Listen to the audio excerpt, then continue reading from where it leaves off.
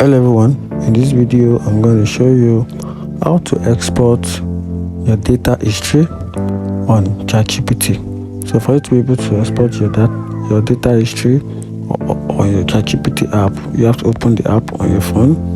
Then you tap on the two button at the top left corner. Then you tap on your profile name. Then from there, then you tap on data control. Then right here you have the opportunity, we have the option called export data. Just tap on it. But here is the key thing that you need to put at the back of your mind. Once you tap on this option, which is export data,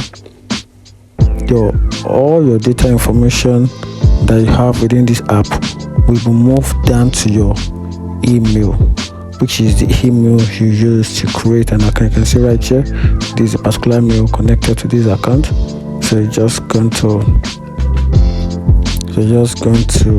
go back, then you tap on export button. You can see, then you tap on confirm export.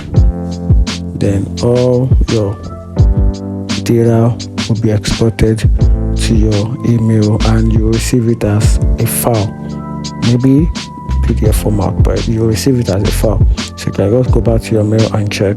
It might take a while, but trust the process.